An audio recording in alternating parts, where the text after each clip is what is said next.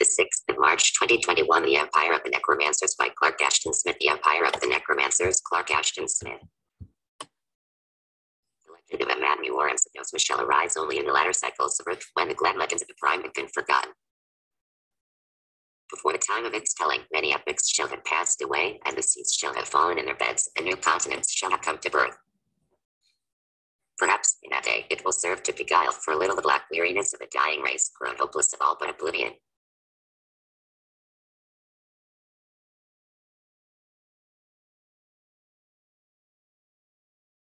I tell the tale as men shall tell it in Zothic, the last continent beneath the dim sun and sad heavens where the stars come out in terrible brightness before eventide. I and Matt Muir and Sedos were necromancers who came from the dark isle of Nod to practice their baleful arts in Tinnerith beyond the shrunken seas. But they did not prosper in Tinnerith, for death was deemed a holy thing by the people of that grey country. The nothingness of the tomb was not lightly to be desecrated, and the raising up of the dead by necromancy was held an abomination. So, after a short interval, Matt Muir and Sedos were driven forth by the anger of the inhabitants, and were compelled to flee towards Sinpor, the desert of the south, which was peopled only by the bones and mummies of a race that the pestilence had slain in former time. The land into which they went lay drear and leprous and ashen below the huge ember-colored sun.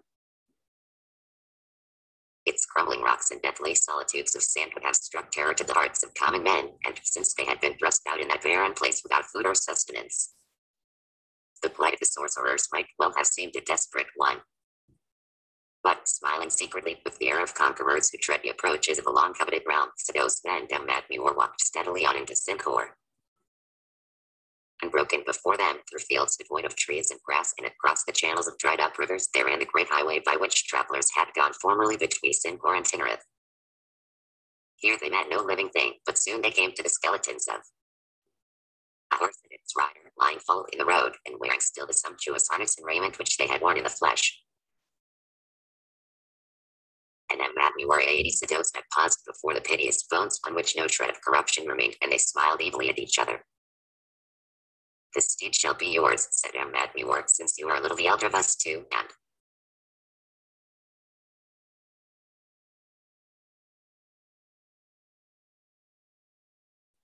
are thus entitled to precedence, and the rider shall serve us both and be the first to www.eldritch-dark.com/writings/short-story/61/the-empire-of The 6th of March 2021, The Empire of the Necromancers by Clark Ashton Smith. Acknowledge fealty to us in Sincor. Then, in the ashy sand by the wayside, they drew a threefold circle, and standing together at its center, they performed the abominable rites that compelled the dead to arise from tranquil nothingness and obey henceforward in all things the dark will of the necromancer. Afterward, they sprinkled a pinch of magic powder on the nostril holes of the man and the horse, and the white bones, creaking mournfully, rose up from where they had lain and stood in readiness to serve their masters. So, as had been agreed between them, Sedos mounted the skeleton steed and took up the jeweled reins and rode in an evil mockery of death on his pale horse, while Matt Muir trudged on beside him, leaning lightly on an apron staff, and a skeleton of the man, with its rich raiment flapping loosely, followed behind the two like a servitor.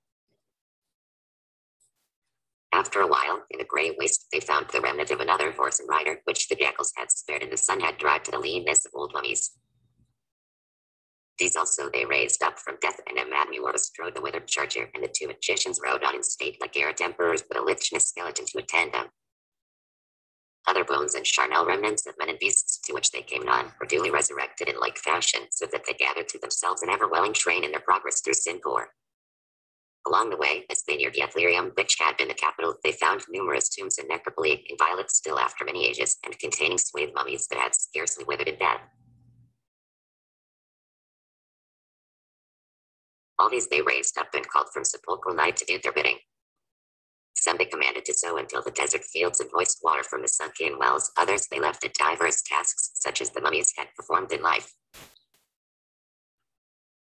The century-long silence was broken by the noise and tumult of myriad activities, and the lank liches of weavers toiled at their shuttles, and the corpses of ploughmen followed their furrows behind carrion oxen. Weary with their strange journey and their oft-repeated incantations, Matt Muir and Sedos saw before them at last, from a desert hill, the lofty spires and fair, unbroken domes of Yathlirium, steeped in the darkening, stagnant light of ominous sunset. It is a goodly land, said Amadmewar, and you and I will share it between us and hold dominion over all its dead and be crowned as emperors on the morrow in Yathlirium. I, replied Sidosma, for there is none living to dispute us here, and those that we have summoned from the tomb shall move and breathe only at our dictation, and may not rebel against us. So, in the blood-red twilight that thickened with purple, they entered Yathlirium and rode on among the lofty, lampless mansions, and installed themselves with their grisly retinue in that stately and abandoned palace where the dynasty of Nimboth emperors had reigned for 2,000 years with dominion over Syncorp. In the dusty golden halls, they lit the empty lamps of onyx by means of their cunning sorcery, and supped on royal viands provided from past years, which they evoked in like manner. Ancient and imperial wines were poured for them in moonstone cups by the fleshless hands of their servitors, and they drank and feasted and reveled in phantasmagoric pomp.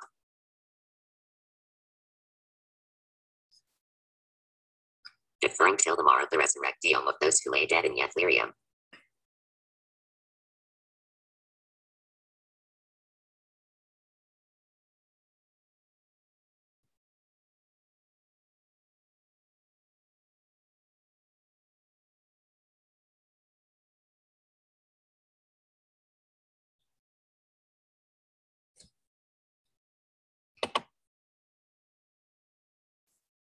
They rose betimes in the dark crimson dawn from the opulent palace beds in which they had slept, for much remained to be done. Everywhere in that forgotten city, they went busily to and fro, working their spells on the people that had died in the last year of the pest and had lain unburied. And having accomplished this, they passed beyond Yathlirium into the other city of high tombs and mighty mausoleums, in which lay the Nimboth emperors and the more consequential citizens and nobles of Syncor. Here they bade their skeleton slaves to break in the sealed doors with hammers, and then with their sinful, tyrannous incantations, they called forth the imperial mummies even to the eldest of the dynasty, all of whom came walking stiffly, with lightless eyes and rich sweepings sewn with flame-bright jewels. And also, later, they brought forth to a semblance of life many generations of courtiers and dignitaries. Moving in solemn pageant with dark and haughty and hollow faces, the dead emperors and empresses of Syncor made obeisance to him, Amadmewar and Sidosma, and attended him like a train of captives through all the streets of Yathlirium. Afterward, in the immense throne room of the palace, the necromancers mounted a high double throne, where the rightful rulers had sat with their consorts. Amid the assembled emperors, in gorgeous and funereal state, they were invested with sovereignty by the sere hands of the mummy of Hestian, earliest of the Nimboth line, who had ruled in half-mythic years. Then all the descendants of Hestian, crowding the room in a great throng, acclaimed with toneless, echo-like voices the dominion of Amadmewar and Sidosma. Thus did the outcast necromancers find for themselves an empire and a subject people in a desolate barren land where the men of Tinnereth had driven them forth to perish. Reigned she supreme over all the dead of Syncor by virtue of their malign magic, they exercised a baleful despotism. Tribute was borne to them by fleshless porters from outlying realms, and plague-eaten corpses, and tall mummies scented with mortuary balsams, went to and fro upon their errands in Yathlirium, or heaped before their greedy eyes inexhaustible vaults. The cobweb-like and golden dusty gems of antique time. Dead laborers made their palace gardens to bloom with long-perished flowers, liches and skeletons toiled for them in the mines, or reared superb, fantastic towers to the dying sun. Chamberlains and princes of old time were their cupbearers, and stringed instruments were plucked for their delight by the slim hands of empresses with the golden hair that had come forth untarnished from the night of the tomb. Those that were fairest, whom the plague and the worm had not ravaged overmuch, they took for their lemons and made to serve their necrophilic lust. In all things, the people of Syncor performed the action of life at the will of Amadmewar and Sidosma. They spoke, they moved, they ate and drank as in life. They heard and saw and felt with a similitude of the senses that had been theirs before death, but their brains were enthralled by a dreadful necromancy. They recalled but dimly their former existence, and the state to which they had been summoned was empty and troublous and shadow-like. Their blood ran chill and sluggish, mingled with water of Lethe, the vapors of Lethe clouded their eyes. Dumbly they obeyed the dictates of their tyrannous lords without rebellion or protest, but filled with a illimitable weariness such as the dead must know, when having drunk of eternal sleep, they are called back once more to the bitterness of mortal being. They knew no passion or desire, or the like, only the black languor of their awakening from Lethe, and a great, ceaseless longing to return to that interrupted slumber. Youngest and last of the Nimboth emperors was Alero, who had died in the first month of the plague, and had lain in his high-built mausoleum for 200 years before the coming of the necromancers. Raised up with his people and his fathers to attend the tyrants, Bolero had resumed the emptiness of existence without question and had felt no surprise. He had accepted his own resurrection and that of his ancestors as one accepts the indignities and marvels of a dream. He knew that he had come back to a faded sun, to a hollow and spectral world, to an order of things in which his place was merely that of an obedient shadow. But at first he was troubled only like the others by a dim weariness and pale hunger for the lost oblivion. Drugged by the magic of his overlords, weak from the age-long melody of death, he beheld like a somnambulist the enormities to which his fathers were subjected. Yet somehow, after many days, a feeble spark awoke in the sodden twilight of his mind.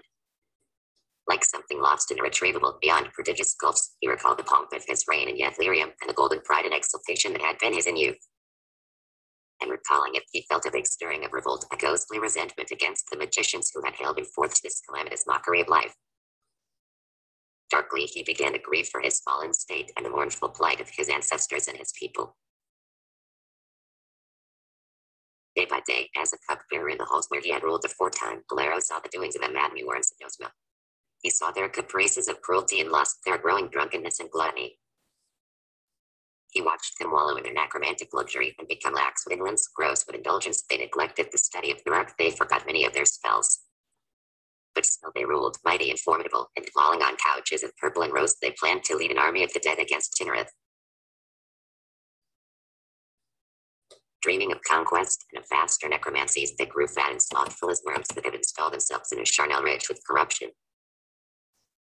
And pace by pace, with their laxness and tyranny, the fire of rebellion mounted in the shadowy heart of Bolero, like a flame that struggles with Lethean damps. And slowly, with the waxing of his wrath, there returned to him something of the strength and firmness that had been his in life. Seeing the turpitude of the oppressors, and knowing the wrong that had been done to the helpless dead, he heard in his brain the clamor of stifled voices demanding vengeance. Among his fathers, through the palace halls of Yathlerium, Bolero moved silently at the bidding of the masters, or stood awaiting their command. He poured in their cups of onyx the amber vintages brought by wizardry from hills beneath the ember sun. He submitted to their contumelies and insults. And night by night he watched them nod in their drunkenness till they fell asleep, flushed and gross amid their arrogated splendor. There was little speech among the living dead, and son and father, daughter and mother, lover and beloved went to and fro without sign of recognition, making no comment on their evil lot. But at last, one midnight when the tyrants lay in slumber and the flames wavered in the necromantic lamps, Bolero took counsel with Hestione, his eldest ancestor, who had been famed as a great wizard in fable and was reputed to have known the secret lore of antiquity. Hestione stood apart from the others in a corner of the shadowy hall. He was brown and withered in his crumbling mummy cloths, and his light, blue obsidian eyes appeared to gaze still upon nothingness. He seemed not to have heard the questions of Bolero, but at length, in a dry, rustling whisper, he responded, "I am old, and the night of the sepulchre was long, and I have forgotten much. Yet groping backward across the void of death, it may be that I shall retrieve something of my former wisdom, and between us we shall devise a mode of deliverance." And Hestione searched among the shreds of memory, as one who reaches into a place where the worm has been and the hidden archives of old time have rotted in their covers, till at last he remembered and said, "I recall that I was once a mighty wizard, and among other things, I knew the spells of necromancy, but employed them not deeming their use and the raising up of the dead an abhorrent act. Also, I possessed other knowledge, and perhaps among the remnants of that ancient lore, there is something which may serve to guide us now. For I recall a indubitable prophecy made in the primal years at the founding of Yathlerium and the empire of Sincor. The prophecy was that an evil greater than death would befall the emperors and the people of Sincor in future times, and that the first and the last of the Nimbog dynasty, conferring together, would effect a mode of release and the lifting of the doom. The evil was not named in the prophecy, but it was said that the two emperors would learn the solution of their problem by the breaking of an ancient clay image that guards the nethermost vault below the imperial palace in Yathlerium. Then, having heard this prophecy from the faded lips of his forefather, Bolero mused a while and said, I remember now an afternoon in early youth when searching idly for the unused vaults of our palace as a boy might do, I came to the last vault and found therein a dusty, uncouth image of clay, whose form and countenance were strange to me. And, knowing not the prophecy, I turned away in disappointment and went back as idly as I had come to seek the moted sunlight. Then, stealing away from their heedless kinfolk and carrying jeweled lamps they had taken from the hall, Hestione and Bolero went downward by subterranean stairs beneath the palace and, threading like implacable furred shadows the maze of nighted corridors, they came at last to the lowest crypt. Here, in the black dust and clouded cobwebs of an immemorial past, they found, as had been decreed, the clay image whose red features were those of a forgotten earthly god. And Alero shattered the image with a fragment of stone, and he and Hestione took from its hollow center a great sword of unrusted steel and a heavy key of untarnished bronze. And tablets of bright brass on which were inscribed the various things to be done, so that Cincor should be rid of the dark reign of the necromancers, and the people should win back to oblivious death. So, with the key of untarnished bronze, Alero unlocked, as the tablets had instructed him to do, a low and narrow door at the end of the nethermost vault beyond the broken image, and he and Hestione saw, as had been prophesied, the boiling steps of somber stone that led downward to an undiscovered abyss where the sunken fires of earth still burned. And leaving Alero toward the open door, Hestione took up the sword of unrusted steel in his thin hand and went back to the hall where the necromancers slept lying asprawl on their couches of rose and purple, with the wan, bloodless dead about them in patient ranks. Upheld by the ancient prophecy and the lore of the bright tablets, Hestione lifted the great sword and struck off the head of Amadmewar and the head of Sedosma, each with a single blow. Then, as had been directed, he quartered the remains with mighty strokes. And the necromancers gave up their unclean lives and lay supine, without movement, adding a deeper red to the rose and a brighter hue to the sad purple of their couches. Then, to his kin, who stood silent and listless, hardly knowing their liberation, the venerable mummy of Hestione spoke in serene murmurs, but authoritatively, as a king who issues commands to his children. The dead emperors and empresses stirred like autumn leaves in a sudden wind, and a whisper passed among them and went forth from the palace to be communicated at length by devious ways to all the dead of Cincor. All that night, and during the blood-dark day that followed, by wavering torches or the light of the failing sun, an endless army of plague-eaten liches and tattered skeletons poured in a ghastly torrent through the streets of Yathlirium and along the palace hall where Hestione stood guard above the slain necromancers. They went on like driven shadows to seek the subterranean vaults below the palace, to pass through the open door where Alero waited in the last vault, and then to wend downward by 1,000 steps to the verge of that gulf in which boiled the opening fires of earth. There, from the verge, they flung themselves to a second death in the clean annihilation of the bottomless flames. But after all had gone to their release, Hestione still remained alone in the fading sunset beside the cloven corpses of Amadmewar and Sedosma. There, as the tablets had directed him to do, he made trial of those spells of elder necromancy which he had known in his former wisdom, and cursed the dismembered bodies with that perpetual life and death which Amadmewar and Sedosma had sought to inflict upon the people of Cincor. Maledictions came from the pale lips, and heads rolled horribly with glaring eyes, and the limbs and torsos writhed on their imperial couches amid clotted blood. Then, with no backward look, knowing that all was done as had been ordained and predicted from the first, the mummy of Hestione left the necromancers to their doom, and went wearily through the nighted labyrinth of vaults to rejoin Alero. So, in tranquil silence, with no further need of words, Alero and Hestione passed through the open door of the nether vault, and Alero locked the door behind them with its key of untarnished bronze. And thence by the coiling stairs, they wended their way to the verge of the sunken flames and were one with their kinfolk and their people in the last ultimate nothingness.